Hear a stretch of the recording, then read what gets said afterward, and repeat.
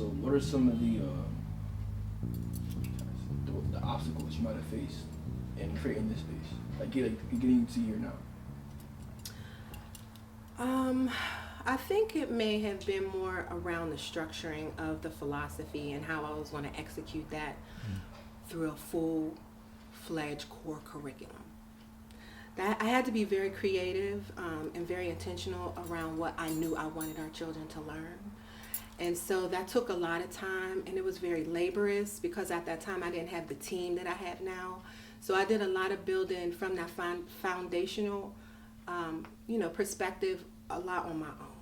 So there was a lot of trial and error around trying to find curriculum that I felt was appropriate for our children, how to get around certain guidelines so that I could remain an independent, nation-building, sovereign-seeking space for our children to learn without being bombarded by the colonial system. I knew that I wanted to remain independent, so I've never taken a dime from the city, the state, or the federal government. So we have always remained independent, and that has definitely been my biggest challenge. And just around the structuring of the business and just how to create that educational philosophy that the parents will actually understand as well. What it means for our children to have the knowledge of themselves and be educated on a level of identity. There's no deeper way to learn about you and the world around you unless you have that understanding of who you are.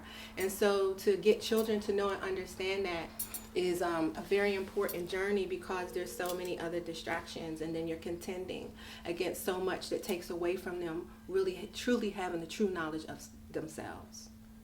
Okay. So from that standpoint, what impacts has your curriculum had on your kids and just the students overall?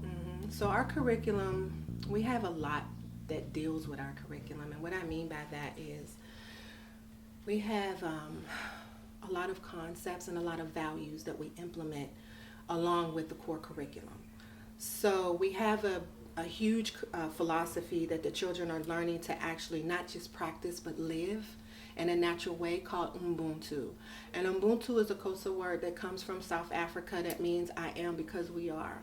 And what that is teaching the children is I affect the whole. What I do affects everyone else. So I need to be responsible and accountable for myself, even if you're 4 or 5 years old, because it's going to affect our whole community. And them learning how it affects everyone just by your behavior or your, how you show up in the cipher. And so they're learning to actually internalize that and think that way, the Ubuntu way. That is a value that means that there's a connectivity that functions amongst us all, and we're all affected when that is not, on the right path, or what it means to have compassion for one another, how they are to, function and deal with one another. The society teaches, or not necessarily teaches, but normalizes when a child falls, then everybody cracks up laughing. Our children know to go and assist, support, and take care of each other. If Mecca did this.